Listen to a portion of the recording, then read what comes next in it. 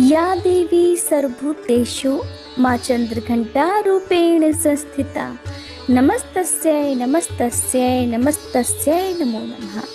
आप सभी पर चंद्रघंटा माँ की कृपा सदा बनी रहे। नवरात्रि के तीसरे दिन माँ भगवती के तृतीय स्वरूप माँ चंद्रघंटा की पूजा की जाती है।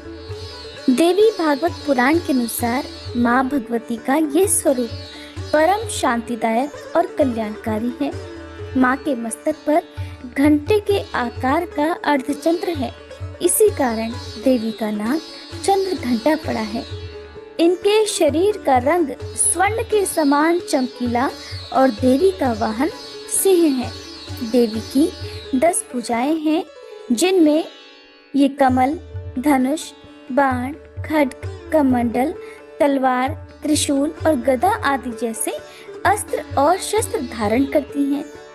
माँ चंद्रघंटा के कंठ में सफेद पुष्प की माला और शीर्ष पर रत्न जड़ित मुकुट विराजमान है।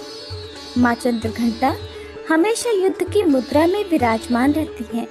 मान्यता है कि देवी के इस रूप की पूजा करने से भक्तों को न केवल अलौकिक शांति प्राप्त होती है, बल्कि इस लोक में और परलोक में भी परम कल्याण की प्राप्ति होती है।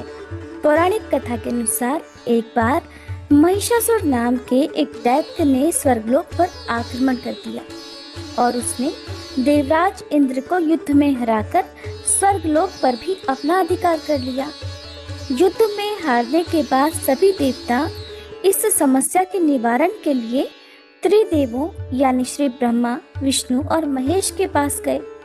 वहां जाकर देवताओं ने त्रिदेवों से बताया कि महिषासुर ने इंद्र, चंद्र, सूर्य, वायु और अन्य देवताओं के सभी अधिकार छीन लिए हैं और उन्हें बंदी बनाकर स्वर्गलोक पर अपना अधिकार कर लिया है। महिषासुर के अत्याचार के कारण देवताओं को अब धरती पर निवास करना पड़ रहा है। देवताओं की यह बात सुनकर त्रिदेवों को अत्यधिक क्रोध आ गया और उनके मुख से एक ऊर्जा उत्पन्न हुई। इसके बाद यह ऊर्जा 10 दिशाओं में जाकर व्याप्त हो गई। उसी समय वहां पर देवी चंद्रघंटा ने अवतार लिया। भगवान शिव ने उन देवी को अपना त्रिशूल, भगवान श्री विष्णु ने चक्र दिया। इसी तरह अन्य देवताओं ने भी माँ चंद्रघंटा को अस्त्र शस्त्र प्रदान किए। इंद्र ने माँ को अपना वज्र और घंटा प्रदान किया। सूर्य देव ने माँ को अपना दिव्य तेज और तलवार दिए। इसके बाद देवी चंद्रघंटा को सवारी के लिए शेर भी दिया गया। अब माँ चंद्रघंटा अस्त्र शस्त्रों से सुसज्जित होकर महिषासुर से युद्ध करने के लिए निकल पड़ी। माँ चंद्रघंटा का रूप इतना विशालकाय था कि उनके इस स्वरूप को देखकर महिषासुर अत्यंत डर गया। महिषासुर ने अपने असुरों को माँ चंद्रघंटा पर आक्रमण करने के लिए कहा। सभी असुर देवी से युद्ध करने के लिए मैदान में उतर गए। माँ चंद्रघंटा के मस्तक पर विराजमान घंटे की टंकार से जाने कितने ही असुर मूर्छित हो गए, कितने ही भयभीत होकर भाग गए और न जाने कितने ही असुर सुनने की शक्ति खो बैठे। और तब माँ चंद्रघंटा ने देखते ही देखते उन सभी असुरों का संहार कर दिया। महिषासुर अपनी पूरी ताकत के साथ देवी के साथ युद्ध करता रहा और अंत में देवी ने महिषासुर का भी वध कर दिया। ये देखकर देवतागण अत्यंत प्रसन्न हो उठे और उन्होंने आकाश से देवी पर पुष्प वर्षा की। आकाश में दुंदुभियां बज उठी और इस प्रकार चारों ओर शांति ही शांति छा गई। इस तरह देवी चंद्रघंटा ने देवताओं की रक्षा कर उन्हें स्वर्गलोक की प्राप्ति कराई। प्रेम से बोलिए चंद्रघंटा माता की जय। प्रिय श्रोताओं, अब सुनिए महिषासुर मर्दिनी स्तोत्र का हिंदी अनुवाद।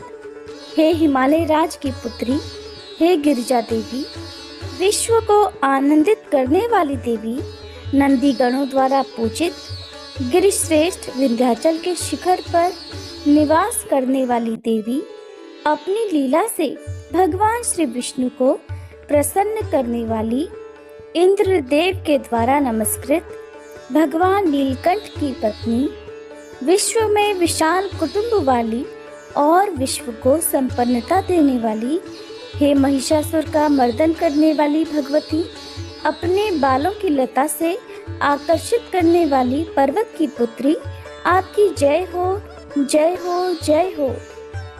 देवों को वरदान देने वाली, दुर्धर और दुर्मुख असुरों को मारने वाली और स्वयं में ही हर्षित रहने वाली, तीनों लोकों का पोषण करने वाली, शंकर जी को संतुष्ट करने वाली, पापों को हरने वाली और घोर गर्जना करने वाली, दानवों पर क्रोध करने वाली, अहंकारियों के घमंड को सुखा देने वाली, समुद्र की पुत्री, हे महिषासुर का मर्दन करने वाली, अपने बालों की लता से आकर्षित करने वाली पर्वत की पुत्री, आपकी जय हो, जय हो, जय हो। हे जगत माता, हे मेरी माँ, प्रेम से कदम के वन में वास करने वाली, हास्य भाव में रहने वाली, हिमालय के शिखर पर स्थित, अपने भवन में विराजित, मधु की तरह मधुर, मधु कैटभ का मद नष्ट करने वाली, महिष को विदीर्ण करने वाली, सदा युद्ध में लिप्त रहने वाली, हे महिषासुर का मर्दन करने वाली, अपने बालों की लता से आकर्षित करने वाली पर्वत की पुत्री, आपकी जय हो, जय हो, जय हो। शत्रुओं के हाथियों की सूंड काटने वाली और उनके 100 टुकड़े करने वाली, जिनका सिर शत्रुओं के हाथियों के सर अलग अलग टुकड़े कर देता है, अपनी भुजाओं के अस्त्रों से चंड और मुंड के शीश काटने वाली, हे महिषासुर का मर्दन करने वाली और अपने बालों की लता से आकर्षित करने वाली पर्वत की पुत्री, आपकी जय हो, जय हो, जय हो। रण में मदोन्मत्त शत्रुओं का वध करने वाली, अजर अविनाशी शक्तियां धारण करने वाली, प्रमथनाथ अर्थात शिव जी की चतुराई जानकर उन्हें अपना दूत बनाने वाली, दुर्मति और बुरे विचार वाले दानव के दूत के प्रस्ताव का अंत करने वाली, हे महिषासुर का मर्दन करने वाली, अपने बालों की लता से आकर्षित करने वाली पर्वत की पुत्री, आपकी जय हो, जय हो, जय हो। शरणागत शत्रुओं की पत्नियों के आग्रह पर उन्हें अभयदान देने वाली, तीनों लोकों को पीड़ित करने वाले, दैत्यों पर प्रहार करने योग्य त्रिशूल धारण करने वाली, देवताओं की दुंदुभी से दुमी दुमी की ध्वनि को सभी दिशाओं में व्याप्त करने वाली, हे महिषासुर का मर्दन करने वाली, अपने बालों की लता से आकर्षित करने वाली पर्वत की पुत्री, आपकी जय हो, जय हो, जय हो। मात्र अपनी हुंकार से धूम्र लोचन राक्षस को धूम्र अर्थात धुएं के समान भस्म करने वाली, युद्ध में कुपित रक्त बीज के रक्त से उत्पन्न अन्य रक्त बीजों का रक्त पीने वाली, शुंभ और निशुंभ दैत्यों की बलि से शिव जी और भूत प्रेतों को तृप्त करने वाली, हे महिषासुर का मर्दन करने वाली, अपनी बालों की लता से आकर्षित करने वाली पर्वत की पुत्री, आपकी जय हो, जय हो, जय हो। युद्ध भूमि में जिनके हाथों के कंगन धनुष के समान चमकते हैं, जिनके सोने के तीर शत्रुओं को विदीर्ण करके लाल हो जाते हैं और उनकी चीखें निकालते हैं, चारों प्रकार की सेनाओं, हाथी, घोड़ा, पैदल, रथ का संहार करने वाली, अनेक प्रकार की ध्वनि करने वाले, बटुकों को उत्पन्न करने वाली, हे महिषासुर का मर्दन करने वाली, अपने बालों की लता से आकर्षित करने वाली पर्वत की पुत्री, आपकी जय हो, जय हो, जय हो। देवांगनाओं के तत् था थेई थेई आदि शब्दों से युक्त भावमय नृत्य में मग्न रहने वाली, कु कुथ अड्डी विभिन्न प्रकार की मात्राओं वाले ताल वाले स्वर्गीय गीतों को सुनने में लीन, मृदंग की धू धुकुट धीमी धीमी आदि गंभीर ध्वनि सुनने में लिप्त रहने वाली, हे महिषासुर का मर्दन करने वाली, अपने बालों की लता से आकर्षित करने वाली पर्वत की पुत्री, आपकी जय हो, जय हो, जय हो।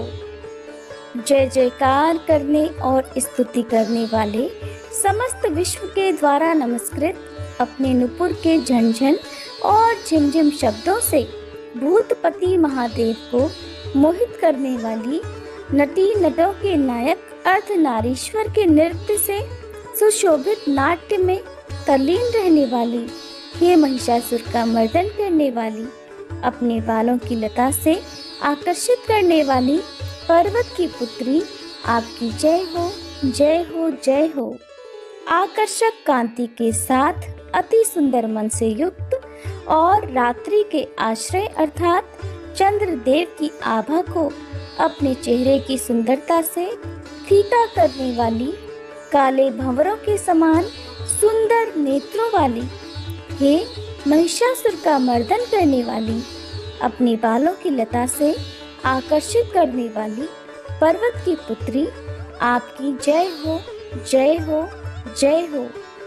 महायोद्धाओं से युद्ध में चमेली के पुष्पों की तरह कोमल स्त्रियों के साथ रहने वाली तथा चमेली की लताओं की तरह कोमल भील स्त्रियों से जो झिंगुरों के झुंड की तरह घिरी हुई हैं, चेहरे पर उल्लास से उत्पन्न उषा काल के सूर्य और खिले हुए लाल पुष्प के समान मुस्कान वाली, हे महिषासुर का मर्दन करने वाली, अपने बालों की लता से आकर्षित करने वाली पर्वत की पुत्री, आपकी जय हो, जय हो, जय हो। जिसके कानों से लगातार मत बहता रहता है, उस हाथी के समान उत्तेजित, हे गजेश्वरी, तीनों लोकों के आभूषण, रूप, सौंदर्य, शक्ति और कलाओं से सुशोभित, हे राजपुत्री, सुंदर मुस्कान वाली स्त्रियों को पाने के लिए मन में मोह उत्पन्न करने वाली मनमथ की पुत्री के समान, हे महिषासुर का मर्दन करने वाली, अपने बालों की लता से आकर्षित करने वाली पर्वत की पुत्री, आपकी जय हो, जय हो, जय हो। जिनका कमलदल के समान कोमल, स्वच्छ और कांति से युक्त मस्तक है, हंसों के समान जिनकी चाल है, जिनसे सभी कलाओं का उद्भव हुआ है, जिनके बालों में भंवरों से घिरे कुमुदनी के पुष्प और बकुल पुष्प सुशोभित हैं, उन महिषासुर का मर्दन करने वाली, अपने बालों की लता से आकर्षित करने वाली पर्वत की पुत्री, जय हो, जय हो, जय हो। जिनके हाथों की मुरली से बहने वाली ध्वनि से कोयल की आवाज भी लज्जित हो जाती है, जो खिले हुए फूलों से रंगीन पर्वतों से विचरती हुई पुलिंद जनजाति की स्त्रियों के साथ मनोहर गीत गाती हैं, जो सद्गुणों से संपन्न शबरी जाति की स्त्रियों के साथ खेलती हैं, उन महिषासुर का मर्दन करने वाली, अपने बालों की लता से आकर्षित करने वाली पर्वत की पुत्री, आपकी जय हो, जय हो, जय हो। जिनकी चमक से चंद्रमा की रोशनी फीकी पड़ जाए, ऐसे सुंदर रेशम के वस्त्रों से जिनकी कमर सुशोभित है, देवताओं और असुरों के सर झुकने पर उनके मुकुट की मणियों से जिनके पैरों के नाखून चंद्रमा की तरह दमकते हैं, और जैसे सोने के पर्वतों पर विजय पाकर कोई हाथी मदोन्मत्त हो जाता है, वैसे ही देवी के उरोज कलश की तरह प्रतीत होते हैं। ऐसी हे महिषासुर का मर्दन करने वाली, अपने बालों की लता से आकर्षित करने वाली पर्वत की पुत्री, आपकी जय हो, जय हो, जय हो। सहस्त्रों दैत्यों के सहस्त्रों हाथों से सहस्त्रों युद्ध जीतने वाली और सहस्त्रों हाथों से पूजित सुर तारक उत्पन्न करने वाली, उसका तारकासुर के साथ युद्ध कराने वाली, राजा सुरथ और समाधि नामक वैश्य की भक्ति से समान रूप से संतुष्ट होने वाली, हे महिषासुर का मर्दन करने वाली, बालों की लता से आकर्षित करने वाली पर्वत की पुत्री, आपकी जय हो, जय हो, जय हो। जो भी आपके दयामय पद कमलों की सेवा करता है, हे कमले, वह व्यक्ति कमल निवास कैसे न बने। हे शिवे, आपके पद कमल ही परम पद हैं। उनका ध्यान करने पर भी परम पद मैं कैसे नहीं पाऊंगा। हे महिषासुर का मर्दन करने वाली, बालों की लता से आकर्षित करने वाली पर्वत की पुत्री, आपकी जय हो, जय हो, जय हो। सोने के समान चमकते हुए नदी के जल से जो आपके रंग भवन में छिड़काव करेगा, वो इंद्राणी के वक्ष से आलिंगित होने वाले इंद्र के समान सुखानुभूति को क्यों नहीं पाएगा। हे वाणी, हे महासरस्वती, आप में मांगल्य का निवास है। मैं आपके चरणों की शरण लेता हूँ। हे महिषासुर का मर्दन करने वाली, बालों की लता से आकर्षित करने वाली पर्वत की पुत्री, आपकी जय हो, जय हो, जय हो। आपका निर्मल चंद्र समान मुख चंद्रमा का निवास है, जो सभी अशुद्धियों को दूर कर देता है। नहीं तो क्यों मेरा मन इंद्रपुरी की सुंदर स्त्रियों से विमुख हो गया है। मेरे मत के अनुसार आपकी कृपा के बिना शिव नाम के धन की प्राप्ति कैसे संभव हो सकती है। हे महिषासुर का मर्दन करने वाली, बालों की लता से आकर्षित करने वाली पर्वत की पुत्री, आपकी जय हो, जय हो, जय हो। हे दीनों पर दया करने वाली उमा, मुझ पर भी दया कर ही दो। हे जगत जननी, जैसे आप दया की वर्षा करती हो, वैसे ही तीरों की भी वर्षा करती हो। इसलिए इस समय जैसा आपको उचित लगे वैसा करो। मेरे पाप और ताप दूर कर दो। हे महिषासुर का मर्दन करने वाली, बालों की लता से आकर्षित करने वाली पर्वत की पुत्री, आपकी जय हो, जय हो, जय।